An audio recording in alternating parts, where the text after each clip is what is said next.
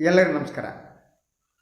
ಇದು ಸುದ್ದಿ ವಿಶ್ಲೇಷಣೆ. ನಾನು ಶೇಖರ್ ಭಟ್ ಎಂದಿನಂತೆ ಹಾಜರಾಗಿದ್ದೀನಿ. ಇದು ನನ್ನ ಡಿಜಿಟಲ್ ವಾಹಿನಿ. ಈ ವಾಹಿನಿನ ಲೈಕ್ ಮಾಡಿ, ಸಬ್ಸ್ಕ್ರೈಬ್ ಮಾಡಿ, ಬೆಲ್ ಐಕಾನನ್ನು ಪ್ರೆಸ್ ಮಾಡೋದಕ್ಕೆ ಮರಿಬೇಡಿ. ಹಾಗೆಯೇ ಸಾಧ್ಯ ಆದರೆ ಸಹಾಯ ಮಾಡಿ.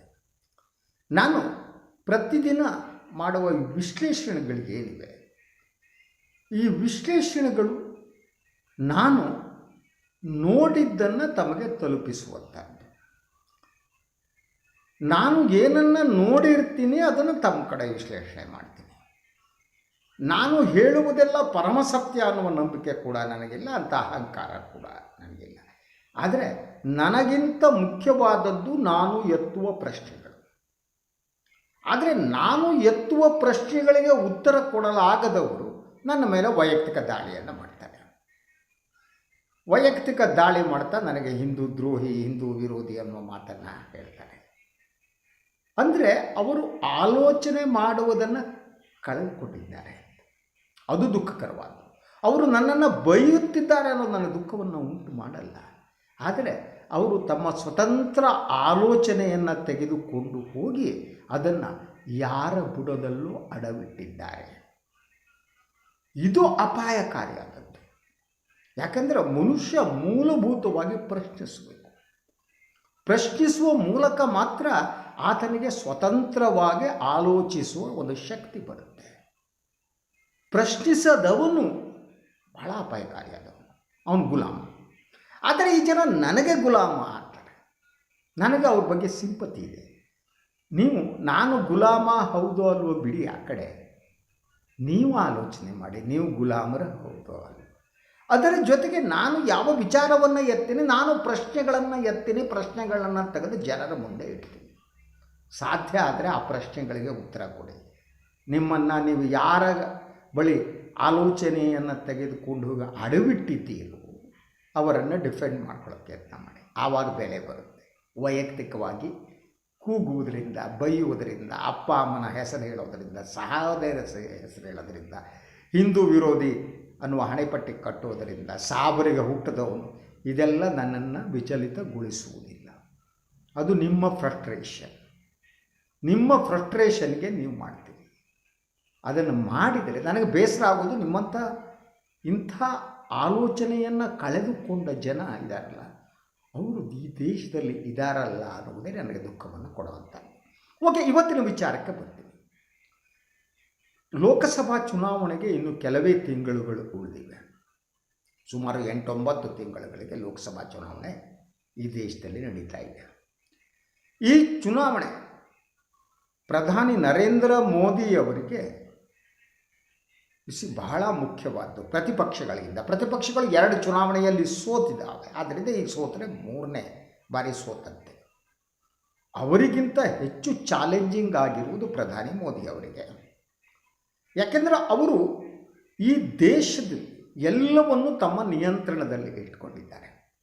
ಮಾಧ್ಯಮ ಸಂಪೂರ್ಣವಾಗಿ ಅವರ ನಿಯಂತ್ರಣದಲ್ಲಿದೆ.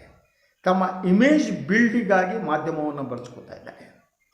ಪ್ರತಿಪಕ್ಷಗಳ ಧ್ವನಿಯನ್ನು ಹತ್ತಿಕ್ಕಲಾಗ್ತಾ ಇದೆ ಮತ್ತು ಪ್ರತಿಪಕ್ಷಗಳ ಧ್ವನಿಗೆ ಸಮಾನವಾದ ಅವಕಾಶ ಮಾಧ್ಯಮಗಳಲ್ಲಿ ದೊರಕ್ತಾ ಇಲ್ಲ. ಹೀಗಿದ್ದರೂ ಕೂಡ ಮೋದಿಯವರ ಪಾಪ್ಯುಲಾರಿಟಿ ಗ್ರಾಫ್ ಏನಿದೆ ಇಟ್ಸ್ ಕಮಿಂಗ್ ಡೌನ್. ಅದರ ಜೊತೆಗೆ ಚುನಾವಣೆಯ ಜನರ ಮುಂದೆ ಯಾವ ವಿಚಾರವನ್ನು ಇಡಬೇಕು ಅನ್ನೋದು ಅವರಿಗೆ ಬಹಳ ದೊಡ್ಡ ಸಮಸ್ಯೆ ಆಗಿದೆ. ಯಾಕೆಂದರೆ ಬಹುತೇಕ ವಿಚಾರಗಳನ್ನು ಹೇಳಿ ಆಗಿದೆ. ಸೊ ಅವರು ಯಾವ್ಯಾವ ವಿಚಾರವನ್ನು ಜನರ ಮುಂದೆ ಇಟ್ಟಿದ್ರೋ ಆ ಯಾವುದೇ ವಿಚಾರಗಳು ಇಂಪ್ಲಿಮೆಂಟ್ ಆಗಿಲ್ಲ. ನೀವು ಆಲೋಚನೆ ಮಾಡಿ. ಅಕೌಂಟಿಗೆ 14 ಲಕ್ಷ ಬರುವುದರಿಂದ ಪ್ರಾರಂಭವಾಗಿ, ಸ್ಮಾರ್ಟ್ ಸಿಟಿಯಿಂದ ಪ್ರಾರಂಭ ಆಗಿ, ಪ್ರತಿ ವರ್ಷ 2 ಕೋಟಿ ಜನರಿಗೆ ಉದ್ಯೋಗ ಕೊಡುವುದರಿಂದ ಪ್ರಾರಂಭವಾಗಿ ಯಾವುದು ಆಗಿದೆ? 2 ಕೋಟಿ ಜನರಿಗೆ ಉದ್ಯೋಗ ದೊರಕಿದೆಯಾ? ಸ್ವಚ್ಛತಾ ಆಂದೋಲನ ಎಲ್ಲಿಗೆ ಬಂತು? ಕೇವಲ ಕಸಬರಗಿಯನ್ನು ಹಿಡಿದು ಕಸ ಹೊಡೆದು ನೀವು ಮಾಧ್ಯಮಗಳಲ್ಲಿ ಫೋಟೋ ಬಂದರೆ ಇದ್ದಕ್ಕಿದ್ದ ಹಾಗೆ ದೇಶ ಸ್ವಚ್ಛವಾಗುತ್ತೆ. ಆಗಿದೆಯಾ? ನೀವು ನಿಮ್ಮ ಏರಿಯಾದಲ್ಲಿ ಹೇಳಿ. ನಿಮ್ಮ ನಗರಗಳಲ್ಲಿ ರಸ್ತೆಗಳ ಪಕ್ಕ ಸುತ್ತುತ್ತಿದ್ದ ಹಂದಿಗಳು ನಿಂತಿವೆಯಾ? ಕೊಳಚೆ ಹೋಗಿದೆಯಾ? ಸ್ಮಾರ್ಟ್ ಸಿಟಿ ಅಂದರೆ ಯಾವುದು ಸ್ಮಾರ್ಟ್ ಸಿಟಿ ಆಗಿದೆಯಾ ಆಲೋಚನೆ ಮಾಡಿ. ಬುಲೆಟ್ ಟ್ರೈನ್ ಎಲ್ಲಿ ಹೋಯಿತು, ಬುಲೆಟ್ ಟ್ರೈನ್ ಬಂತ ನಿಮ್ಮ ಏರಿಯಾಕ್ಕೆ ಆಲೋಚನೆ ಮಾಡಿ. ಮೋದಿಯವರು ಕೊಟ್ಟ ಯಾವ ಭರವಸೆಗಳು ಈಡೇರಿದೆ ಅನ್ನುವ ಪ್ರಶ್ನೆಗೆ ನೀವೇ ಉತ್ತರ ಕಂಡುಕೊಳ್ಬೇಕು. ಹೀಗೆ ಉತ್ತರ ಕಂಡುಕೊಳ್ಳುವಾಗ ನೀವು ಫ್ರೀ ಕನ್ಸೀವ್ಡ್ ಮೈಂಡಿಂದ ಹೊರಗಡೆ ಬರಬೇಕು. ನೀವು ಮುಕ್ತವಾಗಿ ಆಲೋಚನೆ ಮಾಡಿದರೆ ಮಾತ್ರ ತಮಗೆ ಸತ್ಯ ದರ್ಶನ ಆಗುತ್ತೆ. ನೀವು ಮೋದಿ ಭಕ್ತರಾಗಿ ಆಲೋಚನೆ ಮಾಡಿ ಮನಸ್ಸಿನೊಳಗೆ ಮೋದಿಯನ್ನೇ ತುಂಬಿಕೊಂಡು ಪ್ರತಿಷ್ಠಾಪಿಸಿಕೊಂಡಿದ್ದರೆ ನಿಮಗೆ ಸತ್ಯ ದರ್ಶನ ಆಗಲ್ಲ, ನಿಮ್ಮ ಮೋದಿ ಮಾತ್ರ ಕಾಣ್ತಾರೆ. ನಮ್ಮ ಹೃದಯ ಮತ್ತು ಮನಸ್ಸುಗಳಲ್ಲಿ ಏನಿದೆಯೋ ಅದೇ ನಮಗೆ ಕಾಣುತ್ತೆ. ಹಾಗೆ ಮನುಷ್ಯನ ಮನಸ್ಸು ಏನಿದೆಯಲ್ಲ ಅದು ಯಾವ ರೀತಿ ಅಂದರೆ, ನೀವು ಹೇಗೆ ಆಲೋಚನೆ ಮಾಡ್ತೀರೋ ಅದಕ್ಕೆ ಪೂರಕವಾದ ಮಾಹಿತಿಯನ್ನು, ಮಟೀರಿಯಲ್ಸನ್ನು ಮನಸ್ಸು ತಂದುಕೊಡುತ್ತೆ. ಈಗ ಈ ವ್ಯಕ್ತಿಯೊಬ್ಬ ಮಹಾನ್ ಗ್ರೇಟ್ ಅಂದ್ಕೊಂಡ್ರೆ ಗ್ರೇಟ್ ಅನ್ನಬಹುದಾದ ಅಂಶವನ್ನೇ ನಿಮ್ಮ ಮನಸ್ಸು ಹೆಕ್ಕಿ ನಿಮ್ಗೆ ಕೊಡುತ್ತೆ. ಅದು ಸತ್ಯ ಅಲ್ಲ. ಸೊ ಇಂಥ ಒಂದು ಸಿಚುವೇಶನ್ನಲ್ಲಿ ನಾವು ಆಲೋಚನೆ ಮಾಡುವಾಗ ಮುಂಬರುವ ಚುನಾವಣೆಯಲ್ಲಿ ಮೋದಿ ಮತ್ತು BJP ಯಾವ ವಿಚಾರವನ್ನು ಜನರ ಮುಂದೆ ಇಡಲಿದೆ ಈ ಬಗ್ಗೆ ನಾವು ಆಲೋಚನೆ ಮಾಡಬೇಕು. ಅದರ ಕೆಲವು ಸೂಚನೆಗಳು ನಮಗೆ ದೊರಕ್ತಾ ಇವೆ. ಸಮಾನ ನಾಗರಿಕ ಸಂಹಿತೆಯನ್ನು ತರಬೇಕು ತಕ್ಷಣ ಅಂತ ಹೊರಟಿದ್ರು, ಮೋದಿಯವರು ಸೂಚನೆ ನೀಡಿದರು. ಆದರೆ ಈಗ ಬಂದ ಮಾಹಿತಿಯ ಪ್ರಕಾರ ಚುನಾವಣೆಗೆ ಮುಂಚೆ ಸಮಾನ ನಾಗರಿಕ ಸಂಹಿತೆ ಜಾರಿ ಮಾಡೋದಕ್ಕೆ ಸಾಧ್ಯ ಆಗಲ್ಲ, ಅದು ಹೋಯಿತು. ಹಾಗಿದ್ರೆ ನೆಕ್ಸ್ಟ್ ಇಶ್ಯೂ ಯಾವುದು? ಒಂದು, ದೇಶದ ಒಳಗೆ ಧರ್ಮಕ್ಕೆ ಸಂಬಂಧಪಟ್ಟ ಒಂದು ವಿಚಾರ BJPಗೆ ಮೋದಿಗೆ ಬೇಕು. ಸೊ ಅದರ ಜೊತೆಗೆ ಯುದ್ಧೋನ್ಮಾದವನ್ನು ಕೆರಳಿಸುವುದಕ್ಕೆ ಸಾಧ್ಯನಾ, ಅದು ಮತವನ್ನು ತಂದುಕೊಡುತ್ತೆ. ದೇಶಭಕ್ತಿಯ ಹೆಸರಿನಲ್ಲಿ ಯುದ್ಧೋನ್ಮಾದ ಏನಿದೆ ಅದು ಮತವನ್ನು ತಂದುಕೊಡುತ್ತೆ. ಸೊ ಆ ದಿಸೆಯಲ್ಲಿ BJP ಆಲೋಚನೆ ಮಾಡ್ತಿದೆಯಾ? ನಿಮಗೆ ನೆನಪಿರ್ಬೋದು, ಕಾರ್ಗಿಲ್ ವಿಜಯೋತ್ಸವದ ಸಂದರ್ಭದಲ್ಲಿ ಕೇಂದ್ರ ರಕ್ಷಣಾ ಸಚಿವ ರಾಜನಾಥ್ ಸಿಂಗ್ ಅವರು ಒಂದು ಮಾತನ್ನು ಹೇಳಿದರು. ನಾವು LOCಯನ್ನು ಕ್ರಾಸ್ ಮಾಡಿ ಪಾಕಿಸ್ತಾನದ ಒಳಗೆ ನುಗ್ಗುವುದಕ್ಕೂ ಸಿದ್ಧ. ನಾನು ಭಾರತದ ಸೈನ್ಯದ ಈ ಸಾಮರ್ಥ್ಯವನ್ನು ಅಲ್ಲಗಳೆಯಲಾರೆ. ಭಾರತದ ಸೈನ್ಯಕ್ಕೆ ಅಂಥ ಸಾಮರ್ಥ್ಯ ಇದೆ.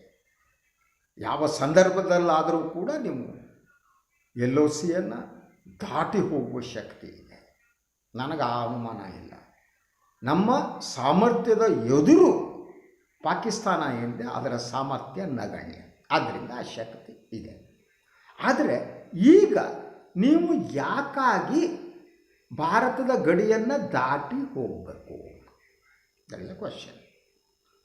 ಒಂದು, ಏನು ಅಖಂಡ ಜಮ್ಮು ಕಾಶ್ಮೀರದ ಭಾಗವಾಗಿದ್ದ ಕೆಲವು ಭಾಗಗಳು, ಗಿಲ್ಗಿತ್ ಬಲ್ತಿಸ್ತಾನ್ ಮತ್ತು ಪಾಕ್ ಆಕ್ಯುಪೈಡ್ ಕಾಶ್ಮೀರ, ಅದನ್ನು ವಾಪಸ್ ತಗೋತೀನಿ ಅನ್ನುವುದು ನಿಮ್ಮ ಉದ್ದೇಶವೇ?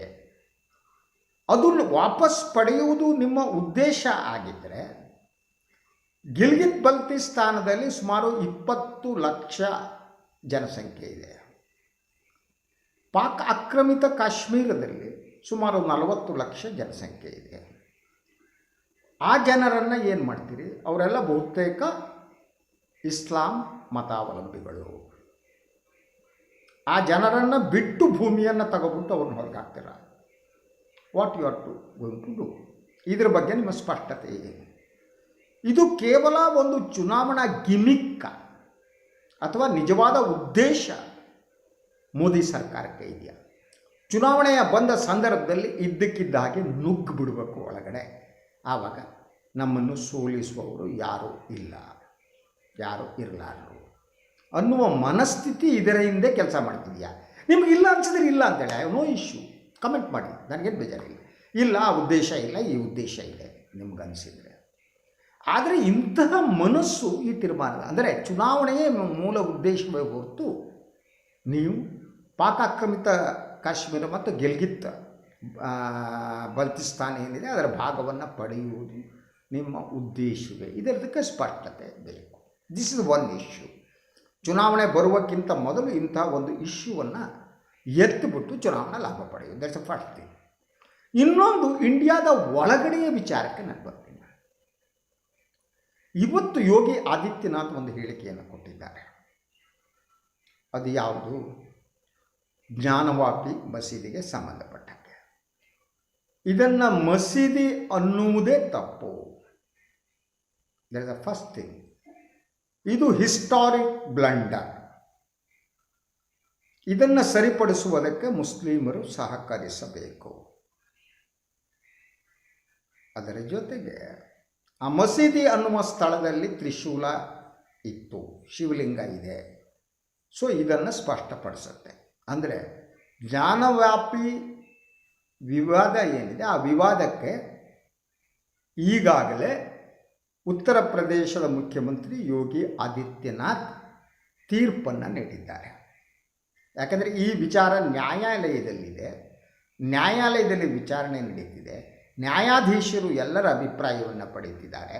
ಅದರಂತೆ ಪ್ರಾಚ್ಯ ವಸ್ತು ಇಲಾಖೆಯ ಪ್ರತಿನಿಧಿಗಳನ್ನು ಕಳಿಸಿ ಅಲ್ಲಿಂದ ಮಾಹಿತಿಯನ್ನು ಪಡೆದಿದ್ದಾರೆ. ಸೊ ಹೀಗಿರುವಾಗ ಇಂತಹ ಒಂದು ಬಿಕ್ಕಟ್ಟಿನ ಸನ್ನಿವೇಶದಲ್ಲಿ ಇದ್ದಕ್ಕಿದ್ದ ಹಾಗೆ ಯೋಗಿ ಆದಿತ್ಯನಾಥ್ ಈ ಹೇಳಿಕೆ ನೀಡುವುದಕ್ಕೆ ಕಾರಣಗಳೇನು? ನ್ಯಾಯಾಲಯದ ತೀರ್ಪು ಬರುವವರೆಗೆ ಸುಮ್ಮನಿರಬೇಕಾದ್ದು ಯೋಗಿ ಆದಿತ್ಯನಾಥ್ ಅವರ ಕರ್ತವ್ಯ ಅಲ್ವಾ? ಜನತಂತ್ರ ವ್ಯವಸ್ಥೆಯಲ್ಲಿ ನ್ಯಾಯಾಲಯದ ತೀರ್ಪಿಗೆ ನಾವೆಲ್ಲ ತಲೆಬೇಕಲ್ವ? ಸೊ ಯೋಗಿ ಆದಿತ್ಯನಾಥ್ ಅವರ ಹೇಳಿಕೆಯನ್ನು ನಾನು ಇದನ್ನೇ ಬೇರೆ ಬೇರೆ ಆಯಾಮಗಳಲ್ಲಿ ನೋಡ್ತೀನಿ. ಮೊದಲನೇದು, ಅವರು ಈ ಹೇಳಿಕೆ ನೀಡುವುದಕ್ಕೆ ಕಾರಣ ಏನು ಅನ್ನೋದನ್ನು ನಾವು ನೋಡಬೇಕು. ಈ ಸಮಯದಲ್ಲಿ ಯಾಕೆ ನೀಡಿದ್ರು? ಯಾಕೆಂದರೆ ಅಯೋಧ್ಯೆ ವಿಚಾರ ಮುಗಿದಿದೆ, ಅಯೋಧ್ಯೆಯ ರಾಮ ಮಂದಿರ ಬರ್ತಾ ಇದೆ, ಅದನ್ನು ಚುನಾವಣೆಗೆ ಬಳಸ್ಕೊಳ್ಳೋದು ಕಷ್ಟ. ಆದ್ದರಿಂದ ಇಂತಹ ಒಂದು ಹೊಸ ವಿವಾದ ಯೋಗಿ ಆದಿತ್ಯನಾಥ್ ಅವರಿಗೆ ಬೇಕಾಗಿದೆ. ಯಾಕೆಂದರೆ ಅಭಿವೃದ್ಧಿಯ ಬಗ್ಗೆ ಅವರೇನು ಮಾತನಾಡುವಂತಿಲ್ಲ, ಅವರು ಬುಲ್ಡೋಜರ್ ಬಗ್ಗೆ ಮಾತನಾಡ್ಬೋದು ಭಾಳ ಸ್ಪಷ್ಟವಾಗಿ. ಬುಲ್ಡೋಜರ್ ಬಿಟ್ಟರೆ ಅವ್ರಿಗೆ ಬೇರೆ ಇಶ್ಯೂಸ್ ಇಲ್ಲ. ಸೊ ಈ ಸಂದರ್ಭದಲ್ಲಿ ಚುನಾವಣೆಗೆ ಹೊಸ ವಿಚಾರವೊಂದನ್ನು ಸೃಷ್ಟಿಸ್ತಿದ್ದಾರೆ.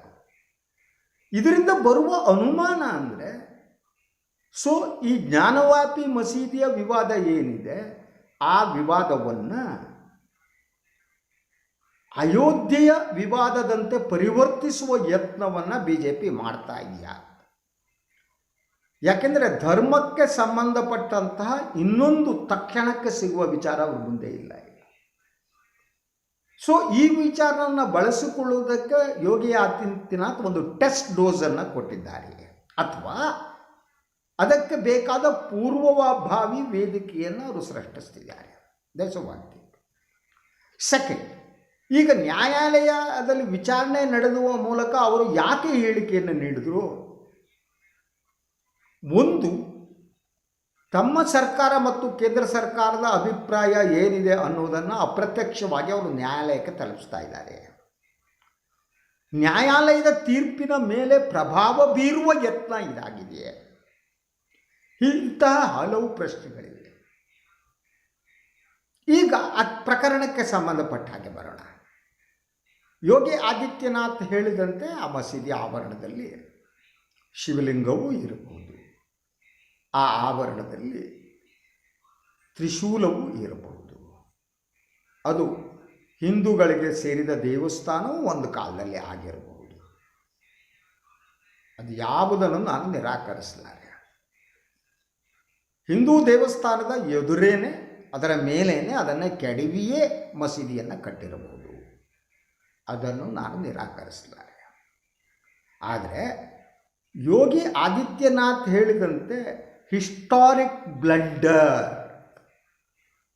ಇದು ಬಹಳ ಮುಖ್ಯ. ಹಿಸ್ಟಾರಿಕ್ ಬ್ಲಂಡರನ್ನು ಸರಿಪಡಿಸುವ ಮಾತನ್ನು ಅವರು ಆಡಿದ್ದಾರೆ.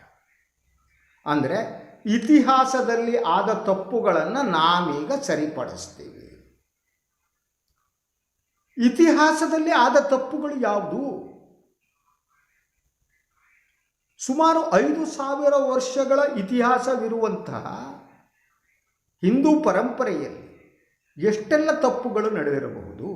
ಆ ತಪ್ಪುಗಳನ್ನೆಲ್ಲ ಇವರು ಸರಿಪಡಿಸ್ತಾರಾ? ಇದು ಮುಖ್ಯವಾದ ಪ್ರಶ್ನೆ. ಇತಿಹಾಸದ ತಪ್ಪುಗಳನ್ನು ಯಾವತ್ತೂ ಕೂಡ ವರ್ತಮಾನದಲ್ಲಿ ಬದಲಿಸೋದು ಸಾಧ್ಯ ಅಲ್ಲ, ಬದಲಿಸೋದು ಸರಿನೂ ಅಲ್ಲ. ಇತಿಹಾಸವನ್ನಾಗಿ ಸ್ವೀಕರಿಸ್ತಾ ವರ್ತಮಾನದಲ್ಲಿ ಮುಂದುವರೆದು ಭವಿಷ್ಯವನ್ನು ಕಟ್ಟಬೇಕಾಗಿದೆ. ಯಾರು ಇತಿಹಾಸದ ಗೋರಿಗಳನ್ನು ಅಗೆದು ಅದರ ಒಳಗಿರುವ ಅಸ್ಥಿ ಪಂಜರಗಳನ್ನು ನೋಡ್ತಾರೋ ಅವರು ಒಂದು ದಿನ ಅಸ್ಥಿ ಪಂಜರವೂ ಆಗ್ತಾರೆ, ಅನುಮಾನನೇ ಬೇಕಾಗಿಲ್ಲ. ಆದರೆ ಚುನಾವಣೆಗೆ ಬೇಕಾದಂಥ ಇಶ್ಯೂಗಳೇನಿದೆ ಅದು ಫೈನಲೈಸ್ ಮಾಡುವ ಕೆಲಸವನ್ನು BJP ಮೋದಿ ಅಮಿತ್ ಶಾ ಗ್ಯಾಂಗ್ ಮಾಡ್ತಾಯಿದೆ. ಅದಕ್ಕೆ ಬೇಕಾದ ಟೆಸ್ಟ್ ಡೋಸ್ಗಳನ್ನು ಕೊಡ್ತಾ ಇದ್ದಾರೆ. ಇನ್ನು ಒಂದೆರಡು ತಿಂಗಳುಗಳಲ್ಲಿ ಯಾವ ವಿಚಾರವನ್ನು ಜನರ ಮುಂದೆ ಇಡ್ಬೋದು ಅನ್ನೋ ಅಂತಿಮ ತೀರ್ಮಾನಕ್ಕೆ ಬರ್ಬೋದು. ಅದು ಭಾರತ ಮತ್ತು ಪಾಕಿಸ್ತಾನದ ನಡುವಿನ ಗಡಿ ಸಂಬಂಧ ಇರ್ಬೋದು, ಒಳನುಗ್ಗುವಿಕೆ, LOCಯನ್ನು ದಾಟಿ ಒಳನುಗ್ಗುವುದು ಇರ್ಬೋದು. ಅದರಂತೆ ಜಾನವಾಪಿ ಮಸೀದಿಯನ್ನು ಮತ್ತೆ ಅದನ್ನು ದೇವಸ್ಥಾನವಾಗಿ ಪರಿವರ್ತಿಸುವ ಆಂದೋಲನವನ್ನು ಕೂಡ ಅವರು ಪ್ರಾರಂಭ ಮಾಡಬಹುದು. ನನಗೆ ಈಗ ಜಮ್ಮು ಕಾಶ್ಮೀರದ ಮಾಜಿ ರಾಜ್ಯಪಾಲರು ಹೇಳಿದ ಒಂದು ಮಾತನ್ನು ಹೇಳಿ ನನ್ನ ಇವತ್ತಿನ ಈ ವಿಶ್ಲೇಷಣೆ ಮುಗಿಸ್ತೀನಿ. ಅವರು ಒಂದು ಮಾತನ್ನು ಹೇಳಿದ್ದಾರೆ, ಇವತ್ತೆಲ್ಲ ಪತ್ರಿಕೆಗಳಲ್ಲಿ ಬಂದಿದೆ. ಅದೇನಪ್ಪ ಅಂತಂದರೆ, ಚುನಾವಣೆಯನ್ನು ಗೆಲ್ಲುವುದಕ್ಕಾಗಿ ಮೋದಿ ಅಮಿತ್ ಶಾ ಏನನ್ನು ಬೇಕಾದರೂ ಮಾಡಬಹುದು. ಗೊತ್ತಾಯ್ತಲ್ವ? ಎನಿವೆ, ಇದಾಗಿತ್ತು ಇವತ್ತಿನ ಸುದ್ದಿ ವಿಶ್ಲೇಷಣೆ. ನನ್ನ ವಾಹಿನಿಯನ್ನು ಲೈಕ್ ಮಾಡಿ, ಸಬ್ಸ್ಕ್ರೈಬ್ ಮಾಡಿ, ಬೆಲ್ ಐಕಾನ್ನ ಪ್ರೆಸ್ ಮಾಡೋದಕ್ಕೆ ಮರಿಬೇಡಿ. ಹಾಗೆಯೇ ಸಾಧ್ಯ ಆದರೆ ಸಹಾಯ ಮಾಡಿ. ತಮ್ಮ ಸಹಾಯವೇ ನನಗೆ ಶ್ರೀರಕ್ಷೆ. ಎಲ್ಲರಿಗೂ ಶುಭ ರಾತ್ರಿ.